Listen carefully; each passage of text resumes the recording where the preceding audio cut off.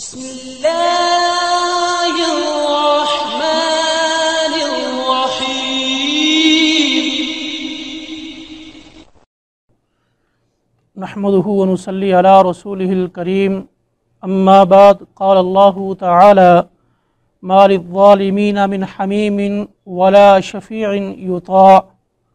اللہ رب العالمین ارشاد فرماتے ہیں قیامت کے روز ظالموں کے لیے کوئی دوست اور مددگار نہیں ہوگا، ولا شفیع یطاع، اور نہ ہی کوئی ایسا سفارشی ہوگا جس کی سفارش اللہ کے ہاں قبول کی جائے گی۔ دوسرے مقام پہ فرمایا وما للظالمین من نصیر، ظالموں کا اللہ کے نزدیک کوئی مددگار بھی نہیں ہوگا۔ مطلب یہ ہے جو انسان دنیا میں ظلم کرتا ہے اور ظلم کر کے دنیا سے چلا گیا، فوت ہو گیا، اور اس نے ظلم کا جو اس نے ظلم کیا تھا دنیا میں اس کا کوئی اس نے بدلہ نہیں چکایا یا اس سے معافی نہیں مانگی، اس حالت میں مر گیا، توبہ نہ کی، اللہ رب العالمین کے نزدیک ظالم انسان کو بہت سخت سزا دی جائے گی۔ غرض ظلم جو ہے یہ کئی طرح سے ہوتا ہے۔ حضرت جابر رضی اللہ تعالی عنہ بیان فرماتے ہیں رسول اللہ صلی اللہ علیہ وسلم نے ارشاد فرمایا اتقوا الظلم فإن الظلم ظلمات یوم القیامہ۔ آپ صلی اللہ علیہ وسلم نے ارشاد فرمایا تم ظلم سے بچو، کیونکہ جو ظلم ہے یہ قیامت کے دن اندھیرے ہوں گے۔ یعنی جو دنیا میں ظلم کرتے ہو کسی بھی طرح کا، یہ ظلم جو ہے یہ تمہارے لیے قیامت کے روز اندھیرے کا باعث بن جائے گا، کیونکہ جس طرح انسان کے نیک اعمال انسان کی روشنی کا ذریعہ بنیں گے، اس کے برعکس انسان اگر دنیا میں ظلم کر کے گیا ہے، ظالم بن کے گیا ہے، تو اس ظالم انسان کا جو آخرت میں ہوگا اس کا انجام ہوگا وہ کیا ہوگا؟ وہ اندھیرے میں گرا ہوگا اور اندھیرے میں بھٹک رہا ہوگا۔ ساتھ ہی آپ نے ایک دوسری چیز بھی بتلائی فَإِنَّ الشُّحَّ أَهْلَكَ مَنْ كَانَ قَبْلَكُمْ، اور آپ نے فرمایا کہ وَاتَّقُوا الشُّحَّ، بخیلی سے بچو، بخل کرنے سے بچو، کسی کے بارے میں اپنے دل کے اندر عداوت رکھنا، کسی کی قدرت اپنے اندر پانا، ان چیزوں سے کیا کرو؟ بچو، اپنے آپ کو بچا لو۔ کیوں؟ اس لیے کہ اس بخیلی نے، اس بخل کرنے نے پہلی قوموں کو گناہوں کے اوپر ابھارا اور ان کو برباد کر دیا۔ کیوں؟ اس لیے کہ اس بخل کی وجہ سے انہوں نے آپس میں خون ریزی کی اور جو اللہ کی حرام کردہ چیزیں تھیں ان کو حلال کر دیا۔ وجہ کیا تھی؟ سبب کیا تھا؟ بخل۔ یعنی دل کے اندر جب انسان کے بخل آ جاتا ہے، اپنے آپ کو وہ سمجھتا ہے، باقیوں کو حقیر سمجھتا ہے، تو مطلب پھر یہ ہوا کہ وہ انسان برباد ہو گیا۔ یعنی یہ وہ امر ہے یا یہ وہ فعل تھا سابقہ قوموں کی بربادی کا۔ آج ہمارے اندر بھی یہ عام ہے، ہمیں بھی اپنے آپ میں دیکھنا چاہیے۔ ابو ہریرہ رضی اللہ تعالی عنہ بیان فرماتے ہیں رسول اللہ صلی اللہ علیہ وسلم نے ارشاد فرمایا لوگو، جس کا تم نے حق کھایا ہے اس کا حق اس تک پہنچا دو، اس کا حق کیا کرو؟ اس تک پہنچا دو۔ کیوں؟ کیونکہ اس لیے قیامت کے روز اگر ایک بکری جس کے سینگ نہیں ہیں اس نے، یعنی اس کو سینگ والی بکری نے مارا ہے، تو قیامت کے روز بن سینگ والی جو بکری ہے اس کو بدلہ دیا جائے گا۔ یعنی اللہ کے نزدیک اگر کسی جانور نے بھی کسی کے اوپر ظلم کیا ہے تو اس کو بھی اٹھا کے بدلہ دیا جائے گا۔ تو انسان جو ہے وہ تو مکلف ہے، تو پھر انسان کا کیا بنے گا؟ ہمیں ان باتوں کی طرف دیکھنا چاہیے اور غور و فکر کرنا چاہیے کہ میرے اعمال کیسے ہیں۔ اسی لیے آپ صلی اللہ علیہ وسلم نے ارشاد فرمایا کہ حضرت عائشہ رضی اللہ تعالی عنہ بیان فرماتی ہیں کہ رسول اللہ صلی اللہ علیہ وسلم نے ارشاد فرمایا من ظلم عقید شبر من الارض طوقہ من 7 ارضین۔ بخاری مسلم کی یہ روایت ہے۔ آپ صلی اللہ علیہ وسلم نے ارشاد فرمایا کہ جس انسان نے کسی بھائی کی زمین کے اوپر قبضہ کر لیا ظلم کرتے ہوئے، اس کو علم ہے کہ یہ میری زمین نہیں ہے، کتنی زمین؟ کوئی بڑی نہیں، ایک بالشت کی مانند، ایک بالشت کی مانند اگر اس نے اپنے کسی دوسرے بھائی کی زمین کو اپنی زمین کے ساتھ ملا لیا، اس پر قبضہ کر لیا، تو ایسے انسان کو قیامت کے دن کون سی سزا دی جائے گی؟ آپ نے فرمایا طوقہ، اس انسان کو صرف اتنی نہیں بلکہ 7 زمینوں کو اتنا کاٹ کے اس کے گلے میں پہنا دیا جائے گا، اور اس کے گلے میں ایک ہار کی صورت میں اس کو توق پہنا دیا جائے گا، اس کے گلے میں یہ زمینیں لٹکا دی جائیں گی۔ کتنی دیر تک؟ جب تک لوگوں کے درمیان حساب نہیں ہو جاتا۔ میرے بھائی ظلم سے بچیے، ظلم چاہے جیسا بھی ہو، چاہے کسی بھی چیز کے ساتھ تعلق رکھتا ہے، ہر لحاظ سے کیا کریں؟ ظلم سے بچیں۔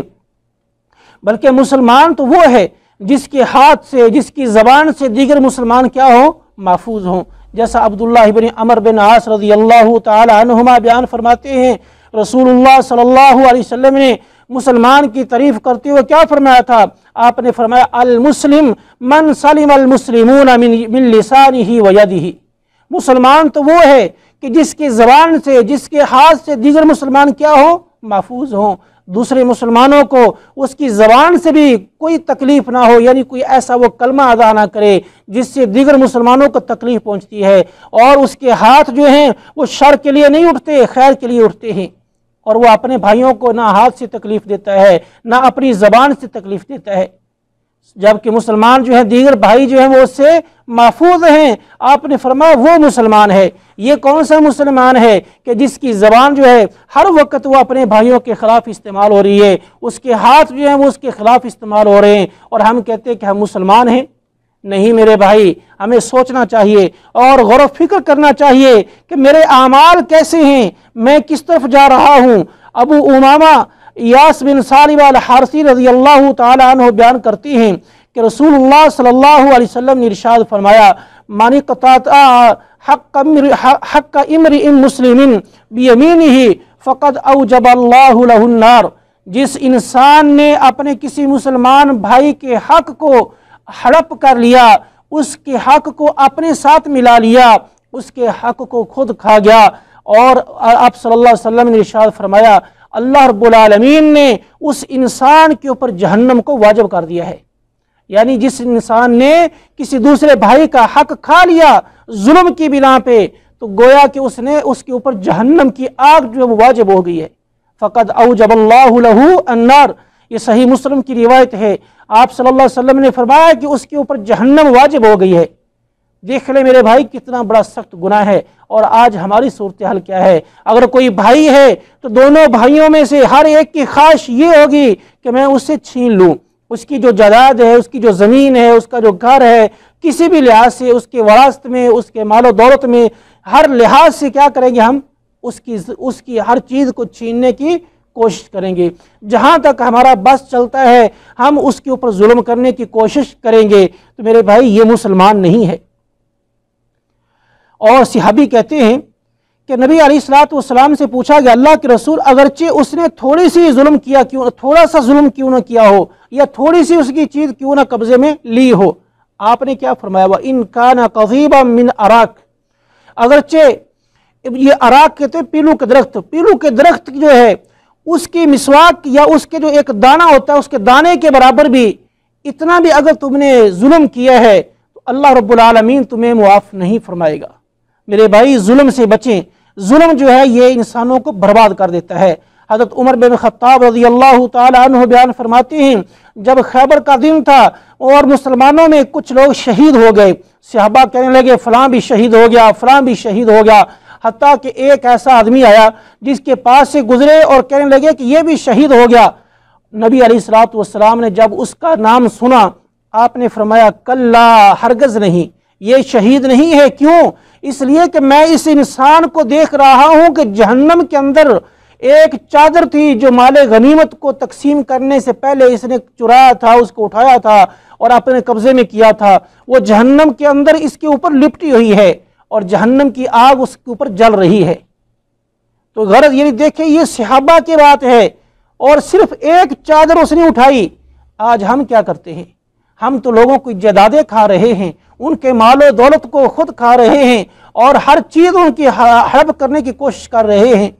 اگر کوئی یتیم ہے، اس کا جو والی ہے، اس کا چچا ہے، یا کوئی بھی اس کا جو وارث بنا ہے، ہم اس کے بڑے ہونے سے پہلے اس کی جائیداد کو کھا جائیں گے۔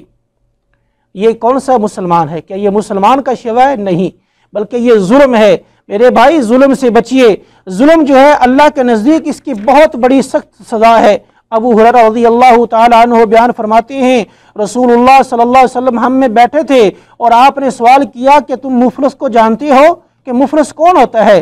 صحابہ کہنے لگے اللہ کے رسول ہمارے نزدیک مفلس وہ انسان ہے کہ جس کے پاس مال و متاع نہ ہو، درم و دینار نہ ہو۔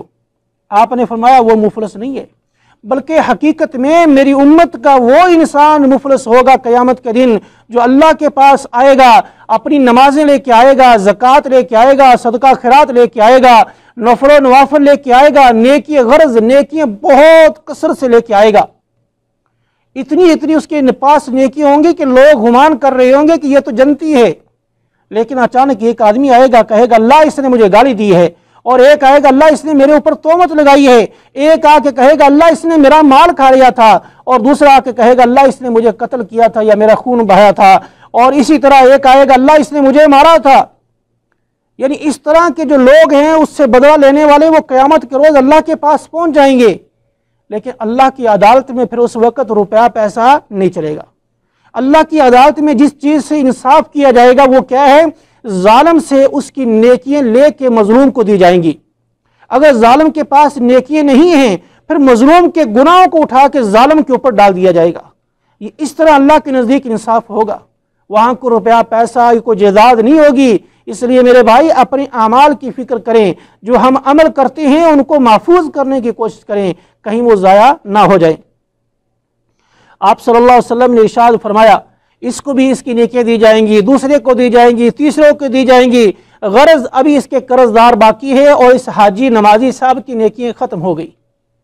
پھر اللہ رب العالمین فرشتوں کو حکم دیں گے کہ مظلوموں کے گناہ اٹھا کے اس حاجی اور نمازی صاحب کو دے دو، جو تھوڑی دیر پہلے جنت میں جانے والا تھا اب اس کی کیفیت یہ ہے کہ اس کے پاس کوئی نیکی باقی نہیں بچی، اور اس کے ظلم کی بنا پہ اور اس کی زیادتی کی بنا پہ اس حاجی اور نمازی صاحب کو جہنم کے اندر دھکیل دیا جائے گا۔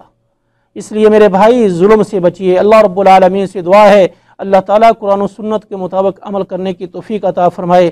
آخر دعوانا الحمدللہ رب العالمین۔